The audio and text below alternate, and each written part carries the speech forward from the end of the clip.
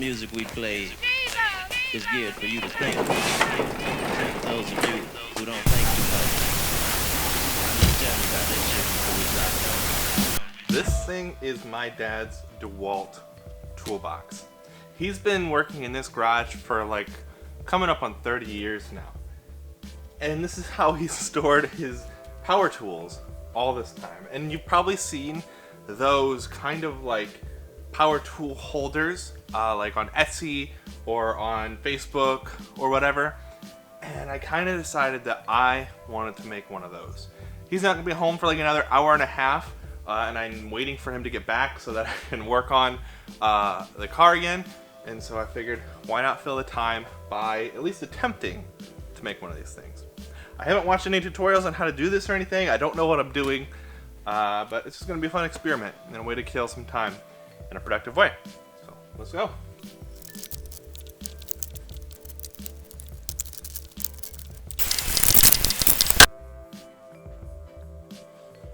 Okay, so this is the small selection of wood I was actually able to get down from there. It's impossible to get anything down. You've got so much crap packed up in there. Nothing too wild. We got a couple of these like 1x4s. And then we got this, which is like a 6-inch wide piece of like MDF or some kind of composite wood. And then we got this little thin, like 1/2-inch thick sheet of plywood. Okay, so just trying to think through this logically. We basically need 3 different parts for this to work. We need a top plate. So the top plate is going to be what screws into the cabinets here. And then we need vertical walls. Then we need the bottom pieces. So I'm thinking I'm going to make this guy the top plate. It's the thinnest, and so it'll give the least amount of gap on top of these. It's the one that I would trust the least to hold any kind of serious weight. For the vertical walls, I think I'm going to use these guys, because these guys are what's going to have all of the screws going into them. And since these two would be the strongest pieces of wood, these are the ones that would have the screw tensile strength necessary. So I think I'm going to make these guys the vertical walls. And then this guy, I'll probably make the bottom piece, because it doesn't necessarily have the screws going to go through it, but the screw's not using it as its sole source of tensile strength. So that's the plan. Next up, we've got to measure some tools to figure out just how large of openings we need. So I'm going to measure the handles first. 1.5, 1.5, 1.5, 1.5. So we're pretty consistent at 1.5 inches on the 20-volt stuff, and we're at 2 inches on the 18-volt. It's pushing 1.5. So I'll probably do 2-inch wide gaps, and then I need to measure the widest parts of these guys, which is probably going to be this 18-volt impact. So let me just measure how wide this guy is. Looks like we're at about 6 inches, right? No, 6 centimeters. About 3 inches. Okay. So that works out pretty nicely. So now we know that we need 1.5 inch wide gaps for the handle, and then a maximum of 3 inches wide. So I'll probably do like 3.5 for the middle part. So that gives us our dimensions that we need. The last dimension we're going to need is the tallest height, which would probably be like 4 or 5 inches. Yep, 4 inches totally works. Okay, and that gives us what we need in order to go ahead and work through our design here. So what we need to do is we're going to need a top plate. So I'm just going to draw that top plate here. Go ahead and grab the ruler so that I can draw clean lines for you guys. Alright, so that is our top plate. Just give a little bit of thickness to that so you guys can see it. Right there, that's our top plate. Alright, we're going to go ahead and draw our first piece of wood here. All right, now these pieces of wood are about 3/4 of an inch thick. So now we need to go and add another one on this side. All right, so what we're looking for here is a 3-inch gap, 3.5 inches, right? So 3.5 inches before we get to our next piece. Now remember that these are 3/4 of an inch thick. So that means that the centers are going to be actually 3/4 of an inch longer than the gaps in between. So it's actually going to be 4.25 inches in between the center of these guys. And that's important because that's how you know how wide you're going to need to place these within this. Next up, you need to add the pieces here at the bottom that the tools are actually going to be held up by. All right, so figuring out how wide these need to be actually should be pretty simple, because remember, these are on 4.25 inch centers, and we just want to have a 2-inch gap in between those centers. So all we need to do is subtract 2, and that is how wide our pieces here should be. So each one of these should be 2.25 inches wide, except for the 2 pieces on the end. Those will be only half as wide. Okay, so there you can see all of our finished measurements, and hopefully this works out. Again, I don't know what I'm doing. I'm taking a stab at this in the dark. I've never looked at any plans or anything, so I'm just really trying this. I'm just really trying this on my own to see how it turns out. So this is the plan right now. I'm going to screw in the vertical pieces at 4.25 inch centers, and I'm going to cut the bottom pieces into 2.25 inch strips. Okay, so what we're going to do first is, this is our vertical piece and this is our bottom piece. Remember, the vertical pieces are going to be the same width as the bottom piece. So I'm just going to mark based off of our bottom piece size, just like this.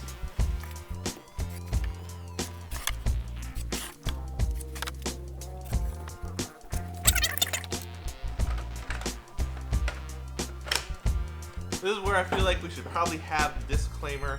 I'm not a tool safety expert, so if you're coming here looking for all the proper tool safety procedures, this is not the place for you. I don't really know what I'm doing. All I do is just watch what I'm doing and try not to cut my fingers off. So don't take after me for tool tips. I'm just trying to show you guys my process of thinking here.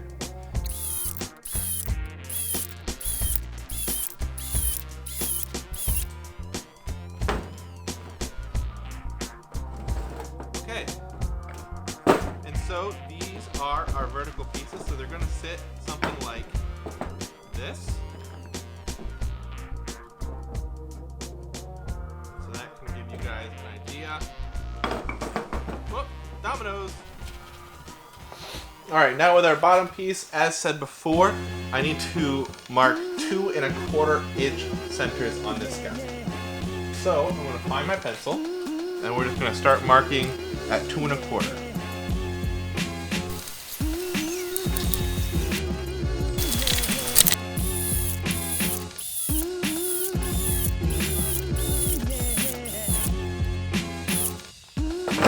Okay, so we have all of our pieces cut now.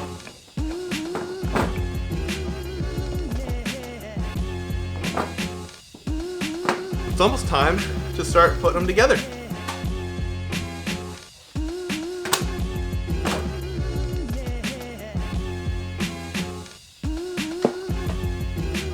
Alright, so what we're going to do is, I've got a little drill bit right here, so this is probably like 1/8 inch or something, I don't know the exact size. And then we're just going to lay our bottom piece on top of our verticals, just like that. And we're just going to drill a couple holes. Straight down.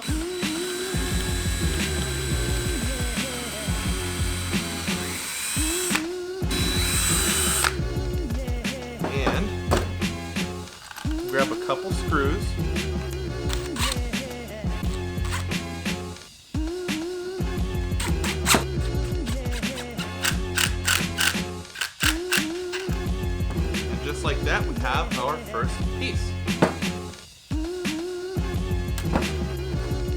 And we're just gonna repeat that for every piece here.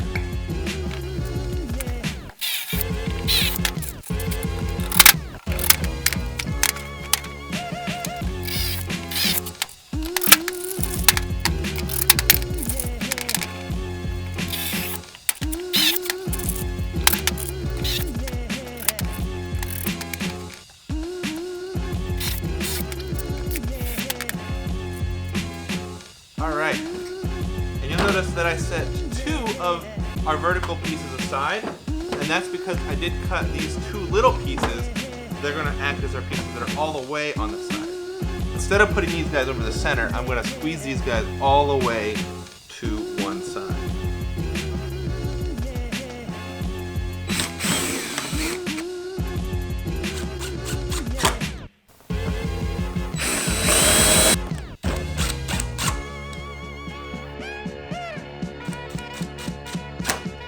Boom. Okay, and just like that, you can see how all these pieces are gonna sit in here. So we're actually almost there. And so our pieces are gonna sit something like this, and then that is how the drill gets stored.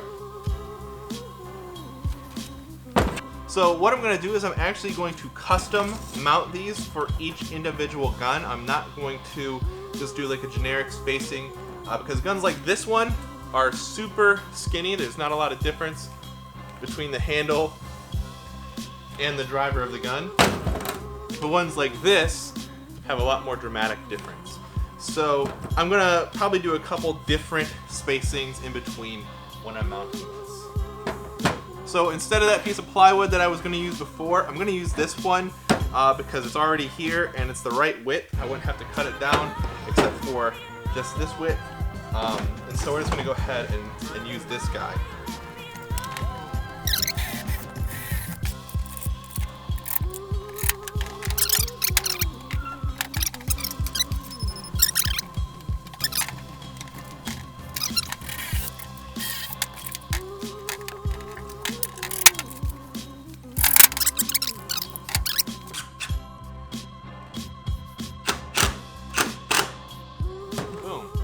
There it is, complete. Actually looks pretty nice. It's not like super clean or anything, but as you can see, it will store in there pretty nicely.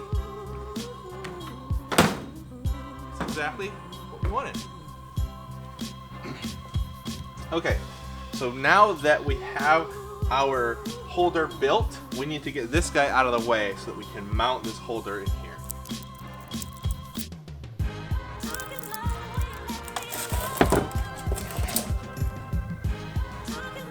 So instead of mounting this directly to the cabinet, my idea is instead to build some stands on the side. They go from the desk all the way to the top of the cabinet. That way I don't have to screw anything directly into the cabinet, and I can actually mount this anywhere on those legs that I want. Instead of having to leave all this empty space below, I can utilize the space on top for things like batteries and other tools. So I did manage to pull this piece down. This is like a 1x2, and I'm just going to cut this guy in 21¼ inch segments.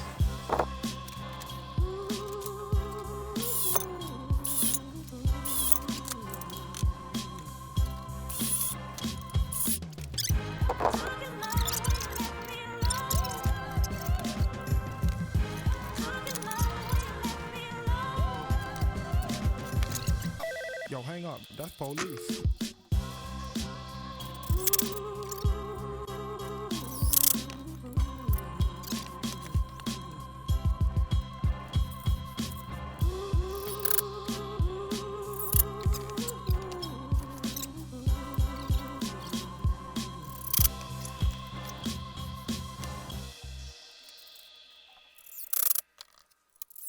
Music we play is geared for you to think.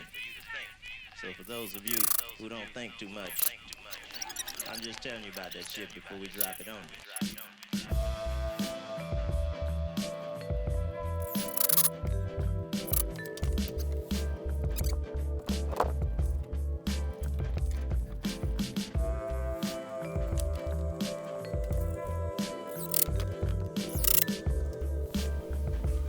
Okay, so there's a couple problems that I still need to solve with this thing. The first is that with everything together, this kind of sags in the middle because this is MDF. It's a little bit of a lighter wood. And so what I'm going to do is I'm going to put this guy and screw it to this to kind of pull it up, hold it nice and sturdy. And then this is also kind of shallow. And so what I'm going to do is I'm going to use that piece of plywood from earlier. I'm going to put this on here as well to kind of give it a wider platform for this thing to be able to use.